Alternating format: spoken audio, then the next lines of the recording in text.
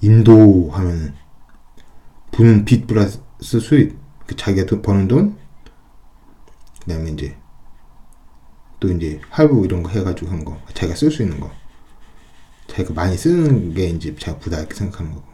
서양 차선은 지급 플러스 투자, 뭐 펀드 투자, 뭐 연금 붓는 거, 뭐 이렇게 좀 그게 이제 부라고 생각하시고. 부는 순이익은 이제 캐시플로우고, 캐시플로우로 이제 할인율을 나눠서 하는 거, 자산 가치, 이게 부라고 생각하시는 거죠. 이거 아셔야 돼요. 이거 나중에 이제 현금흐름이랑 다 얘기하게 되겠습니다.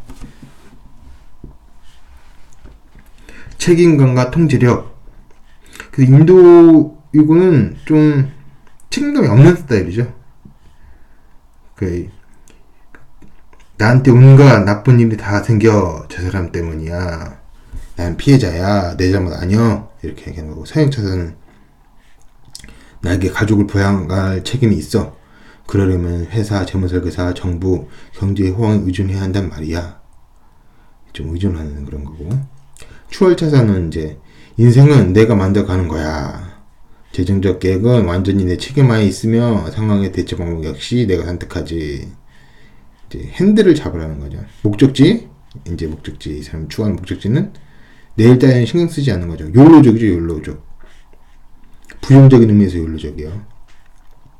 그리고 이제 서양 차선은 황혼기의 은퇴 후 삶 안락한 삶, 이제 그리스 하루키가 만났던 그리스 아저씨, 그런 스타일인 거죠. 추월 차선은 사업과 투자로 평생 소극적 소득 거두기. 소극적 소득은 비근로소득, 캐시플로우 얘기하는 것 같아요. 여기서 또 한마디 하고 있습니다, 책에서. 부자가 되는 과정을 설계하는 일은, 이 설계를 이제 발명이라고 해야 되는 거죠. 여러분이 현재 지니고 있는 재무지도와 대안들을 살펴보는 것에서 시작된다. 재무지도에는 세 가지가 있다. 인도로 가는 지도, 서양 차선으로 가는 지도, 추월 차선으로 가는 지도. 이 세 가지 지도의 이면은 심리학, 즉 각각의 지도에 따라 행동을 지시하는 심년 체계가 작용한다. 그러니까 어떤 그 태도 때문에 그 지도를 가버리게 된다는 거죠.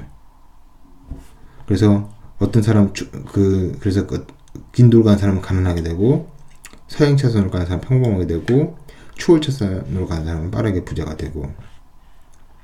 더 중요한 것은 각각의 지도가 수학적 부의 공식에 좌우되는 가치관의 영향 아래에 있다는 것이다. 가치관의 영향 아래에 있다는 것이다. 이렇게 되고, 어떤 지도를 선택하든지 부에 대한 가치관은 각각의 지도가 지닌 부의 방정식을 따르게 될 것이다. 게다가 각각의 지도는 특정 목적지로 향하고 있다. 각각이 가리키는 방향은 다음과 같다. 인도, 가난, 서양 차선, 평범한 삶, 추월 차선, 부. 이제 각각의 사고 방식이 있다는 거죠. 이제 표는 흩어져 있는 걸 정리한 거고, 앞에서 다룬 내용입니다. 그리고 인도로 가는 차선은 이제 주변에 별로 없고 결혼하면 다 정신 차리는데, 미국에는 요런 스타일이 많습니다. 굉장히 많아요. 이렇게 기사를 하나 보면, 월스트리트 저널 옛날에 이제 한국판 나왔었는데 이제 없어졌어요. 2014년. 제목이 소득 제보인데 결혼 격차부터 해결해라, 이런 기사였는데, 요 기사를 보면은 미국에서 편모 가정 그 얘기 나오고 있습니다. 편모 가정에서 자라는 자녀의 수가 미 전역에서 증가세다. 헤리티지 재단이 2012년 행한 연구 결과에 따르면 백인 여성이 낳은 여성 중 28.6%가 사생아였다. 그러니까 아빠가 없다는 거죠. 아빠가 욜로해서 나가버린 거죠. 그냥 놀러. 아이, 뭘 책임 있어. 다 남 탓이야. 난 사회 피해자야. 이렇게 하고 책임 안 지고 날라버렸다는 거죠. 히스패닉계는 그 비율이 52.5%. 엄청나죠, 이거? 흑인은 72.3%로 나타난다. 이게 엄청나게 높아요. 그리고 이거, 이 같은 기사인데 아래. 그래서 이 기사의 결론은 뭐였냐? 소득 격차를 해결하기 위해서는 빈곤층이 학업을 마친 다음에 결혼해서 자녀를 가져야 한다는 점을 인식하도록 돕는 것이다. 한국은 이 정도까지는 아니죠. 그러니까 미국 흑인은 이제 72.3% 70% 넘는 비율이 사생하고 엄청난 그런 거죠. 그러니까 그 인도로 가는 그 스타일이 의외로 많다는 거예요. 미국에서 특히. 그 오바마는 어머니가 백인이었죠.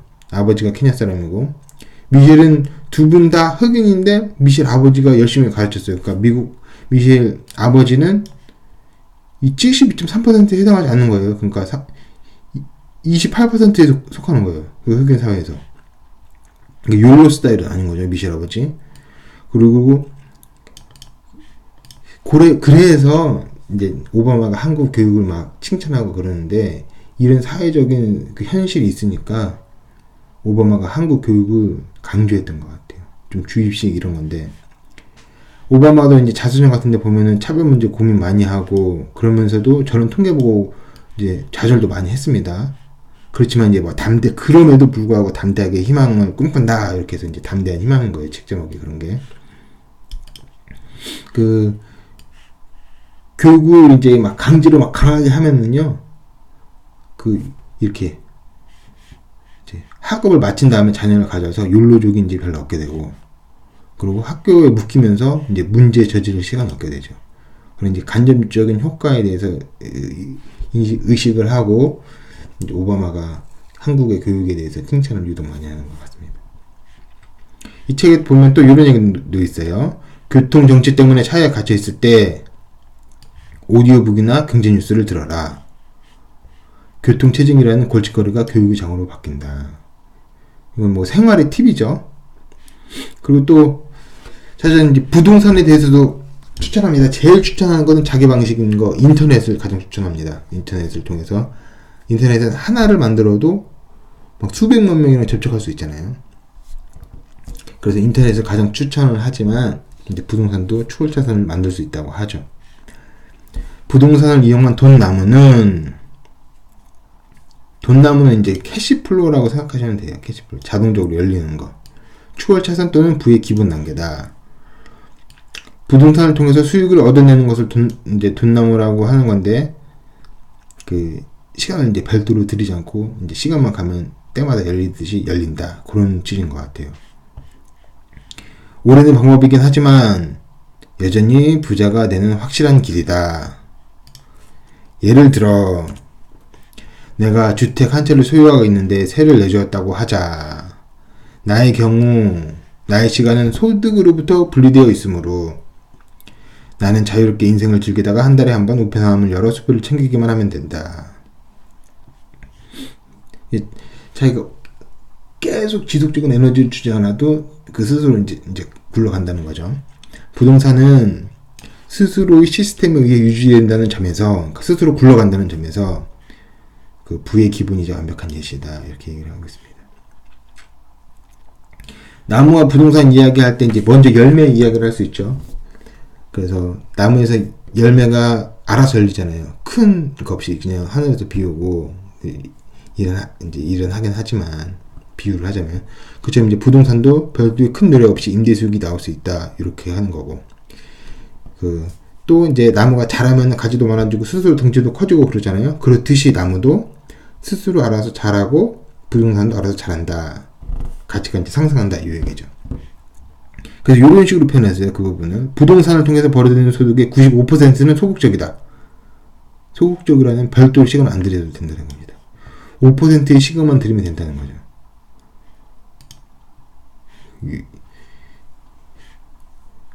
그리고 세입자는 집주인의 소유물을 사용하는 대가로 머무는 시간만큼 돈을 지불한다. 단독주택의 아파트 건물 또는 거대한 상업용 빌딩에 이르기까지 부동산은 돈이 열리는 나무를 심기 위해 기본적으로 선택 가능한 방법이다. 괜찮은 방법이다, 이 얘기죠. 부를 늘릴 수 있는 괜찮은 방법이다. 게다가 부동산은 가치가 상승하거나 상승시킬 수 있는 그런 자산이다. 임대 수익도 있고, 그 플러스 그 자체로 이제 가치 상승하는 그 부분도 있고, 이 두 종류가 있다는 거죠. 값어치 있는 자산은 추월차선부의 방정식의 토대가 된다. 이런 얘기가 있습니다. 그러니까 부동산의 가치가 오를 수 있다는 거죠. 임대 수익 외에 그 자체로 이제 가치가 상승한다는 거죠.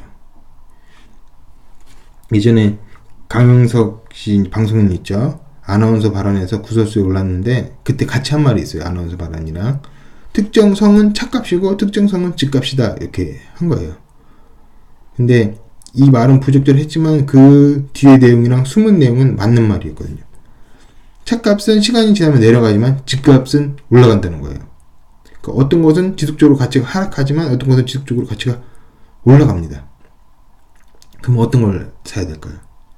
어떤 걸 자꾸 주워 담으려고 노력해야 될까요? 부동산은 가치가 상승한 자산입니다. 근데 이거를 받아들이시지 못하는 분도 계세요. 근데 계속적으로 상승합니다. 새우깡 값이 계속 오르고 뭐 라면 값이 계속 오르듯이 돈의 가치가, 화폐 가치가 계속 떨어지면서 부동산 가치는 계속 오르게 돼 있어요. 그러니까 부동산 가치가 그 자체가 오른다기보다는 돈 가치가 떨어지면서 그게 올라 보이게 되는 거죠. 그래서 인플레이션을 해지하기 위해서라도 부동산에 이제 사람들이 투자를 하는 거죠. 일반적으로. 그러니까 부동산에 투자하는 사람들은 그 추월 차선 빨리 부자가 되기보다는 이제 서행 차선과 추월 차선이 중간쯤이라고 할 수도 있겠죠. 빨리 부자가 되고 싶은 사람은 보통 사람은 이제 잘못된 방법이긴 하지만 뭐 도박을 하거나 뭘 하거나 이렇게 하지만 이제 천천히라도 꾸준히 상승하는 그 사람들은 해지하기 위해서, 인플레이션 해지하기 위해서라도 이제 부동산에 투자를 한다는 겁니다. 이제 그 부동산 투자하면 가만히 있어도 이제 뭐 임대 들 수도 있고 또 기본적으로 이제 가치가 유지되는 거죠. 그러면 이제 값어치 있는 자산으로 부의 토대를 만들어야 되겠습니다. 이런 말로 인사를 드리겠습니다. 이상입니다. 감사합니다.